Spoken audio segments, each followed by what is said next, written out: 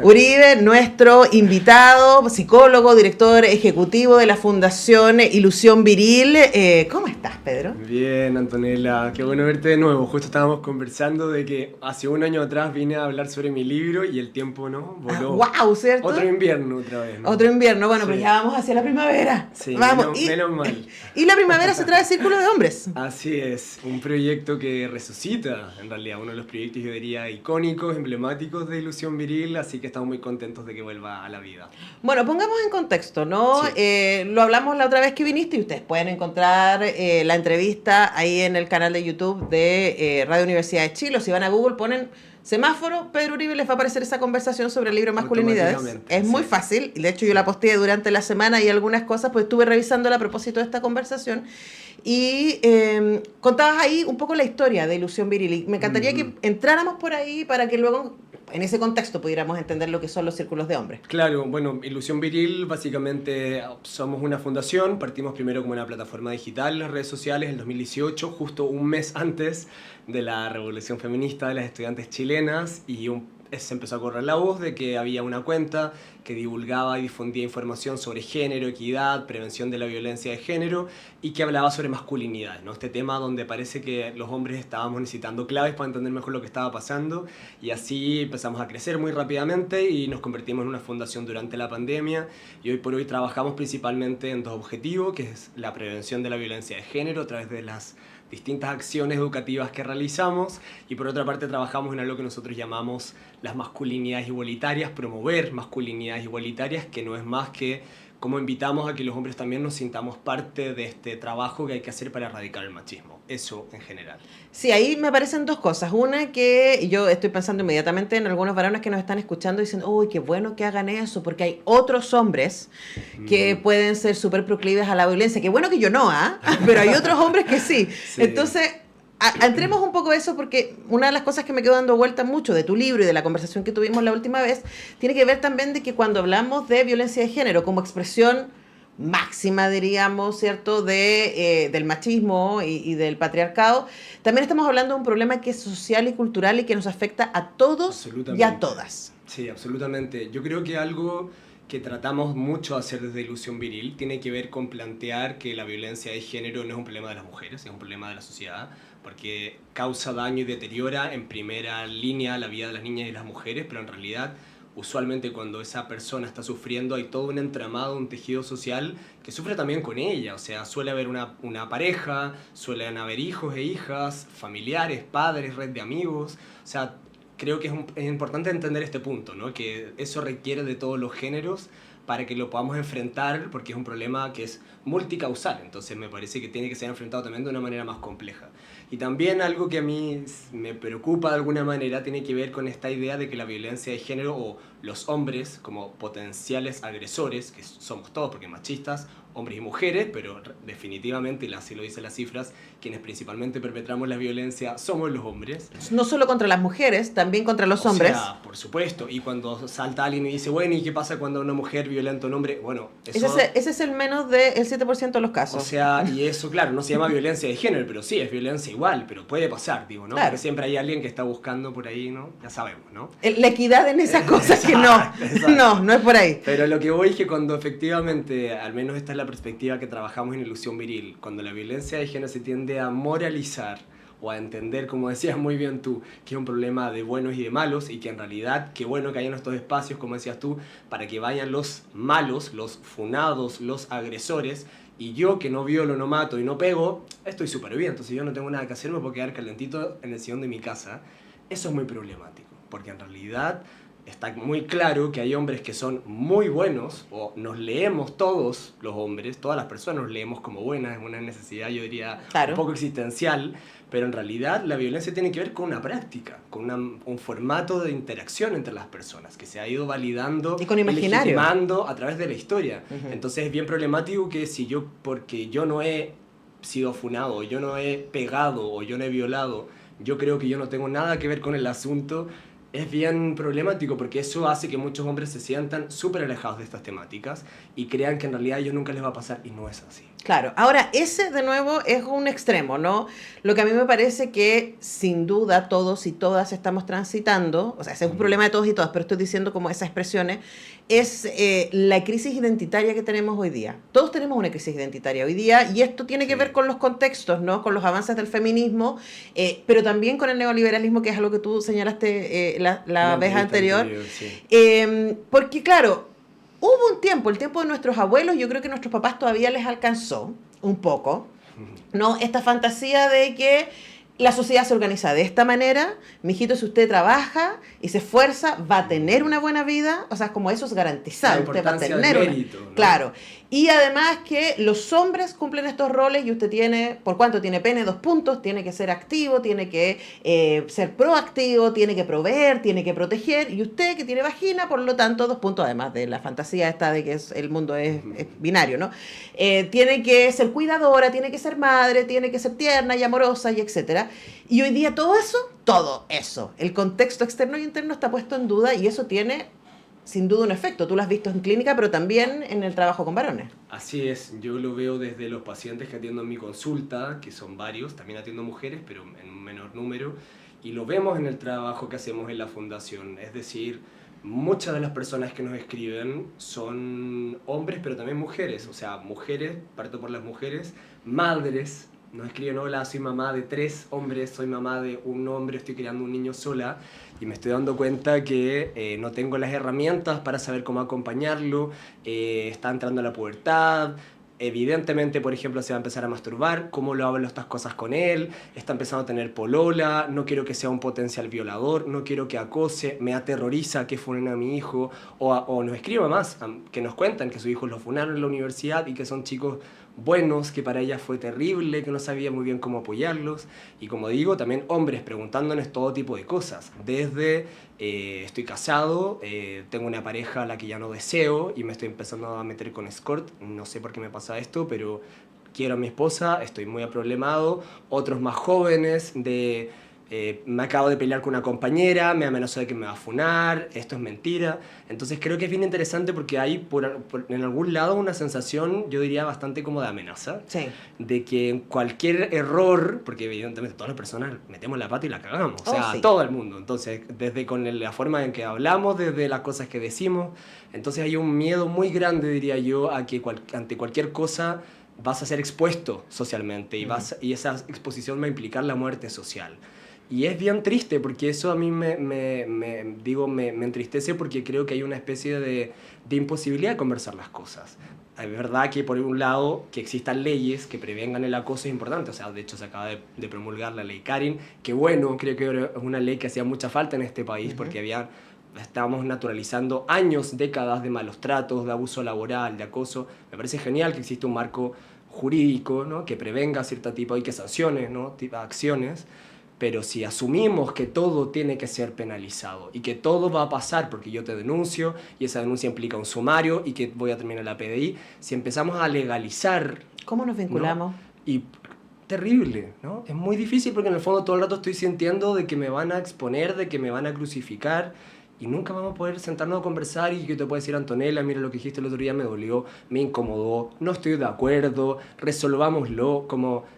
Qué importante, como que las personas aprendamos a desarrollar herramientas, porque ojo, tener comunicaciones, relaciones y hablar cosas incómodas siempre es difícil. Sí, pero yo tengo la impresión de que estamos viviendo como en una sociedad de muros. O sea, es como hombres y mujeres. Luego recién hablábamos con Fernanda Namur respecto, por ejemplo, la relevancia. No alcancé a escuchar. La relevancia que tienen las amistades femeninas que me acuerdo de una conversación reciente, no la de Fernanda, pero nosotras las mujeres nos sostenemos mucho en hablar con otras mujeres. Claro. Y nos pensamos mucho, entonces por eso es como, no, pero es que ustedes son más asertivas, tienen más inteligencia emocional, y es como, no, lo que tenemos son herramientas para pensarnos. Claro. Y yo me imagino que en el círculo de hombres también aparece un poco eso, ¿no? Las herramientas para pensarte en conjunto, que es la única manera de pensarse con algún tipo de salida, porque si uno está todo el tiempo ratoneando solo, tal cual. ¿Cuáles son las opciones? O sea, si no, ¿cómo, no? O sea, por eso fue una apuesta. O sea, este proyecto, un poquito te puedo contar la historia. A partir del 2019, entonces fue una apuesta con otro amigo que dijimos: esto es fundamental, hicimos una convocatoria muy artesanal el 2019 en un parque, justo estaban más o menos ocurriendo el estallido social al mismo tiempo, y llegaron de la nada 40 hombres más o menos. Y esa primera versión fue una versión muy bonita porque también fue experimental, de ir creando una metodología y pensando, co-construyendo cómo van a ser esas conversaciones, porque tienen que tener un marco, no tienen que tener una estructura, un tiempo, un lugar. Y ya las versiones posteriores, porque en realidad hemos tenido círculos de hombres todos los años, diría yo, desde que Ilusión Viril existe, que ya son 6 años que tenemos de existencia, y el proyecto se creó justamente para crear un espacio de conversación, sostenernos entre pares, ¿no? Sobre todo porque muchos hombres que efectivamente se están haciendo preguntas, como decías tú, sobre su identidad, se empiezan a quedar solos. Entonces empiezan a darse cuenta que ya el grupo de amigos del fútbol son bacanes, pero hay ciertas conversaciones que tienen que no puedo ya les incomodan. Esto, no puedo hay otros esto. que están en artes marciales, llevan años haciendo artes marciales, pero en un momento dicen, ya no quiero estar en este espacio, quiero buscar un espacio donde yo me sienta más cómodo, y se salen de ahí. Entonces se empiezan de verdad a quedar súper aislados. Entonces los círculos de hombres justamente lo que busca es un poco eso, acoger a estos hombres que están un poquito más aislados para fortalecer sus redes de apoyo y que sientan un espacio de comunidad. Y por otra parte, que los hombres trabajemos algo que yo creo que todas las personas necesitamos, no solo los hombres, pero los hombres mucho más, que es desarrollar nuestras competencias socioafectivas. Desarrollar la escucha, desarrollar nuestra capacidad de diálogo, desarrollar nuestra capacidad de disentir, desarrollar la empatía, desarrollar el contacto físico, porque la metodología con la que nosotros trabajamos es una metodología que venimos ya probando hace varios años, y es una metodología que mezcla lo conversacional con lo experiencial. Entonces, cada espacio del círculo también tiene un módulo donde trabajamos desarrollo afectivo, corporalidad, movimiento, ¿no? Entonces es muy bonito porque siempre, es verdad que es un proyecto bien ambicioso, pero ya los más de 300 hombres que han pasado en estos años por ahí, por supuesto con buenas y malas experiencias, reflexiones de todo tipo, ¿no? Porque siempre hay cosas que se pueden mejorar, pero yo me atrevería a decir que a muchos de ellos, incluso pensando en el grupo que estuvo durante el COVID, fue un espacio de sostenerlos, de contención emocional en un momento en el que estaban, de verdad, como decías tú, ratoneando en su casa, mirando la pared y sintiéndose muy solos y muy perdidos. Sí.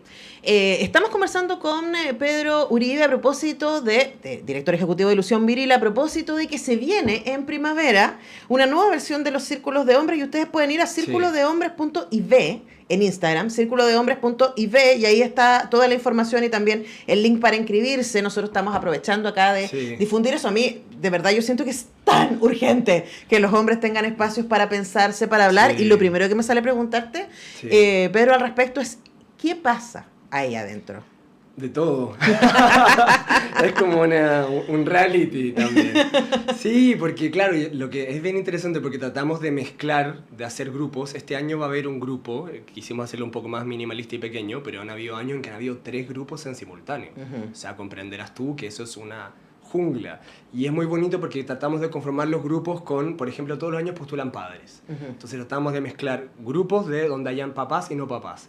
Grupos donde hayan hombres heterosexuales, homosexuales, pansexuales. Grupos donde haya gente de comunas de distintos lugares de Santiago, no solamente Ñuñoa y Providencia, que yo creo que es un poco como la caricatura de las cosas que nosotros hacemos, ¿no? Claro, como del hombre preocupado. Llegan hombres de todas las comunas, hay hombres que incluso han viajado de la 5ª región, hay gente que ha venido de la 6ª región, o sea, no es verdad, no es solamente un espacio BC1. O sea, y de distintas profesiones también, o sea, desde ingenieros, cineastas, psicólogos, profes.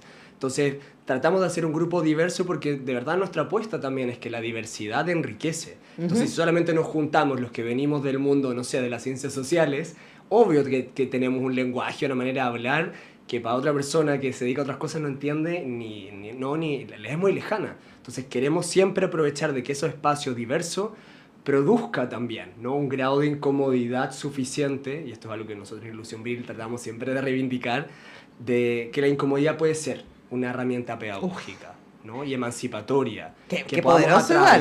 Bueno, a eso vamos a terapia. Claro.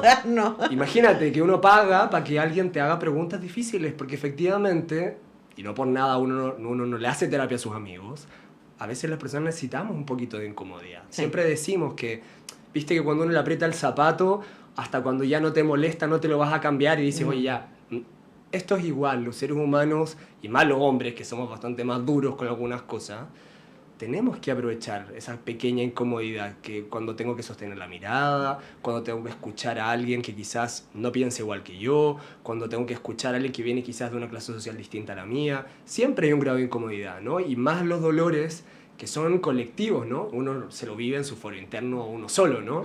Pero son cosas que nos pasan, ¿no? Que están muy presentes en la sociedad chilena, más aún nuestra sociedad que habla poquito de las cosas que le duele, ¿no? Y que nos molestan. Sí. Entonces, eso yo creo que es una herramienta fundamental. Sí, encontrarse, hablar.